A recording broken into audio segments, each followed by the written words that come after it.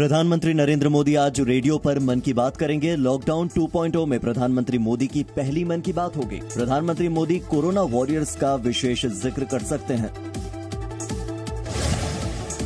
कांग्रेस अध्यक्ष सोनिया गांधी ने प्रधानमंत्री को चिट्ठी लिखकर कोरोना संकट में लघु उद्योगों को संकट से उबारने के लिए 5 तरीके सुझाए हैं। उन्होंने 1 लाख करोड़ का राहत पैकेज देने की मांग की। सोनिया का मोदी को यह 7वां पत्र है। कांग्रेस ने ट्वीट कर लॉकडाउन पर सवाल उठाते हुए इसकी तुलना नोटबंदी से की है। ट्वीट में लिखा है कि इस तरह के फैसले अचानक और बिना तैयारी के लिए जाएं तो परिणाम बेहद गंभीर होते हैं। इसके सिर्फ आर्थिक नुकसान ही नहीं होते। कपिल सिब्बल ने मोदी सरकार पर निशाना साधा और कहा कि कोरोना संक्रमण से मुक्त होने के बाद एक नया हिंदुस्तान बनाने की चुनौती है। पश्चिम बंगाल में ममता सरकार और केंद्र सरकार के बीच तकरार बढ़ गई है। तृणमूल कांग्रेस नेता डेरेक ओब्रायन ने कहा कि इंटरमिनिस्ट्रियल सेंट्रल टीम राज्य में राजनीतिक वायरस फैलाने आई थी। इंटरमिनिस्ट्रियल सेंट्रल टीम ने ममता सरकार पर सहयोग न करने का आरोप लगाया है। आईएमसीटी का आरोप है कि उसने ममता सरकार को 4 चिट्ठियां लिखी थीं, लेकिन इसमें से किसी भी चिट्ठी का जवाब नहीं दिया गया। पश्चिम बंगाल के बीजेपी सांसद आज अपने अपने घर पर अकेले धरने पर बैठेंगे। कोरोना संकट में ममता सरकार की मनमानी और लॉकडाउन के नियमों का उल्लंघन करने को लेकर सुबह 11 बजे यह धरना शुरू होगा। देश में कोरोना संक्रमित मरीजों की कुल संख्या 24,942 हो गई है। देश में आज 1,490 नए मामले भी सामने आए हैं, जबकि 56 मरीजों की मौत हो गई। अब तक 779 मरीजों की मौत हो चुकी है, जबकि 5,210 लोग ठीक हो चुके हैं। दिल्ली सरकार ने लॉकडाउन के दौरान केंद्रीय गृह मंत्रालय की नई गाइडलाइंस को लागू करने का फैसला किया है, जिसके मुताबिक अब कंटेनमेंट जोन्स को छोड़कर दिल्ली में भी गैर जरूरी सामानों की बिक्री शुरू हो जाएगी। नॉर्थ दिल्ली के हिंदूराव अस्पताल की एक नर्स के कोरोना संक्रमित होने के बाद अस्पताल को सील कर दिया गया है। वो 2 हफ्तों से कई वार्ड्स में ड्यूटी दे रही थी। अस्पताल को अब सैनिटाइज किया जा रहा है। महाराष्ट्र में कोरोना पॉजिटिव मरीजों की संख्या 6,817 तक पहुंच गई है। वहीं 301 लोग कोरोना से अपनी जान गंवा चुके हैं। 957 लोग ठीक भी हुए हैं। पिछले 24 घंटे में महाराष्ट्र में 811 नए मामले सामने आए। केंद्र सरकार के बाद अब उत्तर प्रदेश सरकार ने भी राज्य कर्मचारियों के प्रस्तावित महंगाई भत्ते और पेंशनरों की महंगाई राहत रोकने का ऐलान किया है। राज्य कर्मचारियों के 6 तरह के भत्तों पर रोक लगाई गई है, जिसे 31 मार्च 2021 तक स्थगित रखा जाएगा। यूपी के बहराइच में मीट की दुकान खोलने से रोकने पर पुलिस टीम पर चाकुओं से हमला कर दिया गया। हमले में दरोगा और सिपाही गंभीर रूप से घायल हो गए हैं। भगवानपुर माफी इलाके में हुए इस हमले के बाद और फोर्स मौके पर भेजकर आरोपियों को पकड़ा गया। बिहार के दरभंगा में कोरोना संदिग्ध ने डॉक्टर के साथ बदसलूकी शुरू कर दी। इसकी जानकारी मिलने पर बाकी डॉक्टर्स ने काम बंद कर दिया। बाद में प्रशासन ने डॉक्टर्स को समझा बुझाकर काम शुरू करवाया और आरोपी युवक को हिरासत में ले लिया। WHO ने देशों को कोरोना से ठीक होने वाले मरीजों को रिस्क फ्री सर्टिफिकेट देने पर चेतावनी दी है। WHO ने साफ कहा कि कोरोना से ठीक होने वाले लोगों में कोरोना से दोबारा लड़ने की क्षमता है, इसका कोई प्रमाण नहीं है। महाराष्ट्र के पालघर में 2 साधुओं समेत 3 लोगों की हत्या के मामले में सीबीआई जांच की मांग तेज हो गई है। संत समाज के साथ कई नेता भी सीबीआई जांच की मांग कर रहे हैं। मॉब लिंचिंग में मारे गए संत सुशील गिरी की मां ने दोषियों को कड़ी सजा देने की मांग की है। आज देश भर में अक्षय तृतीया का पर्व मनाया जाएगा। हर साल इस दिन गोल्ड की सबसे ज्यादा खरीदी की जाती है, लेकिन इस बार लॉकडाउन की वजह से गोल्ड की सभी दुकानें बंद हैं। ऐसे में लोगों को सोना खरीदने के लिए लॉकडाउन खुलने का इंतजार करना होगा। कोरोना के संकट काल में भी पाकिस्तान का टेरर एक्सपोर्ट जारी है। कठुआ के हीरानगर सेक्टर और नौशेरा सेक्टर में पाकिस्तानी सेना ने रिहायशी ठिकानों पर मोर्टार बरसाए। इलाके में मदद पहुंचाने गई एम्बुलेंस पर भी पाकिस्तानी सेना ने गोलीबारी की। अमेरिका की एक वेबसाइट ने चीन पर दुनिया में कोरोना वायरस फैलाने का आरोप लगाया।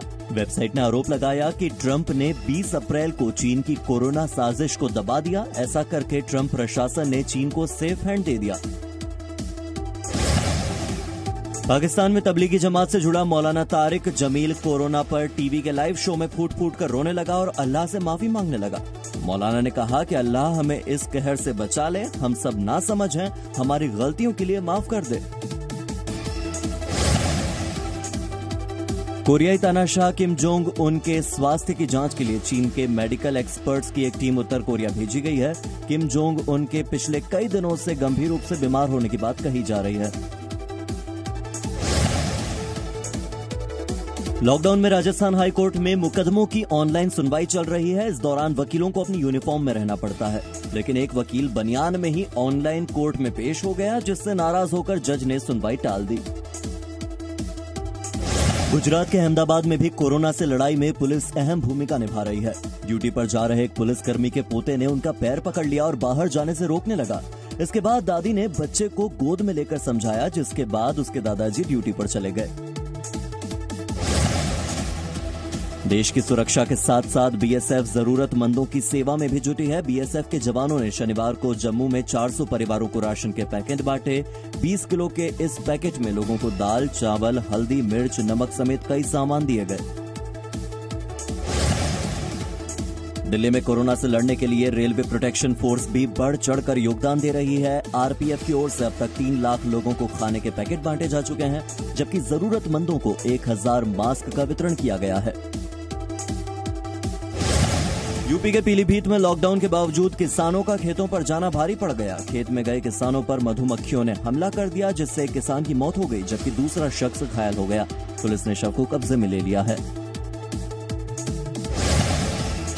लॉकडाउन के बीच कोलकाता पुलिस आतंकरोधी अभियानों के लिए अपने डॉग स्क्वाड की ट्रेनिंग कराने में लगी है। स्क्वाड में शामिल डॉगीज को आतंकियों को ढूंढने और उन पर हमला करने के लिए ट्रेन किया जा रहा है। गुजरात के आणंद जिले में आरएसएस के स्वयंसेवकों ने बंद पड़ी एक सब्जी मंडी को दोबारा से शुरू करवाया है। सोशल डिस्टेंसिंग का ध्यान रखकर ठेलों के बीच में 10 फीट का अंतर रखवाया है। साथ ही ग्राहकों को सैनिटाइज करके ही अंदर जाने की इजाजत दी जा रही है। मध्य प्रदेश के ग्वालियर में लॉकडाउन के बावजूद लोग प्रशासन की मंजूरी लेकर शादी कर सकेंगे। डीएम कौशलेंद्र विक्रम सिंह ने कहा कि वर वधू अपने 4-4 लोगों की उपस्थिति में शादी कर सकेंगे। जिले से बाहर जाने के लिए वर वधू पक्ष को प्रशासन से मंजूरी लेनी होगी। वाराणसी के हॉटस्पॉट एरिया को सैनिटाइज करने के लिए ड्रोन का सहारा लिया जा रहा है। यहाँ की सप्त सागर मंडी को सैनिटाइज किया गया। इस मंडी में कोरोना का एक मरीज पाया गया था, जिसके बाद इस मंडी को 3 दिन के लिए सील कर दिया गया था। लद्दाख को शेष भारत से जोड़ने वाले रोहतांग पास को तय समय से 3 हफ्ते पहले खोल दिया गया है। बॉर्डर रोड ऑर्गेनाइजेशन ने 13,500 फीट पर मौजूद इस पास को लॉकडाउन के बावजूद खोलने में कामयाबी हासिल की है। महाराष्ट्र पुलिस के 96 पुलिसकर्मी अब तक कोरोना पॉजिटिव पाए गए हैं। इनमें 15 अधिकारी भी शामिल हैं। इनमें से 7 पुलिसकर्मी इलाज के बाद ठीक भी हो चुके हैं। कोरोना के मामले बढ़ते देखकर पुलिसकर्मियों को अलर्ट पर रहने को कहा गया है। मुंबई में कोरोना पॉजिटिव मरीजों की संख्या बढ़कर 5049 हो गई है। पिछले 24 घंटे में मुंबई में कोरोना के 281 नए मामले सामने आए और 13 लोगों की मौत हो गई। मुंबई में इस महामारी से अब तक कुल 191 मौतें हो चुकी है। पुणे में कोरोना के कुल केस बढ़कर 1030 हो गए हैं, जबकि कोरोना से मरने वालों की संख्या 73 हो गई है। हालात से निपटने के लिए प्रशासन लोगों से लगातार लॉकडाउन के पालन करने की अपील कर रहा है। महाराष्ट्र के मालेगांव में लॉकडाउन के नियमों को दरकिनार कर शॉपिंग के लिए बड़ी संख्या में भीड़ उमड़ी। शॉपिंग के लिए खड़े लोगों ने सोशल डिस्टेंसिंग का पालन नहीं किया। खबर मिलने पर पुलिस ने मौके पर पहुंचकर सारी दुकानों को बंद कर दिया।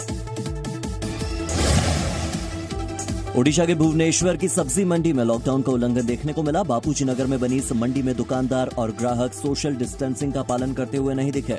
वहीं काफी लोग बिना मास्क के ही मंडी में सब्जी खरीदने पहुंच गए। राजस्थान के टोंक में लॉकडाउन का पालन कराने पहुंचे एसडीआरएफ जवानों पर लोगों ने हमले की कोशिश की। इस दौरान जवानों की जवाबी कार्रवाई से अफरा तफरी मच गई, जिससे भगदड़ में एक युवक घायल हो गया। मध्य प्रदेश के खरगोन जिले में सैलौं पर दाढ़ी बनवाने के बाद 6 लोग कोरोना संक्रमित हो गए। सैलौं में कोरोना संक्रमित की दाढ़ी बनाने के लिए जिस कपड़े का इस्तेमाल किया गया था, उसी कपड़े से बाकी लोगों की दाढ़ी बनाई गई, जिससे बाकी लोग भी इस महामारी की चपेट में आ गए। हिमाचल प्रदेश सरकार ने फैसला लिया है कि वो राज्य में जारी कर्फ्यू में लोगों को मॉर्निंग वॉक के लिए छूट देगी। सीएम जयराम ठाकुर ने कहा कि लोग सुबह 5:30 से 7 बजे तक वॉक कर सकेंगे। इस दौरान उन्हें सोशल डिस्टेंसिंग का पालन जरूर करना होगा।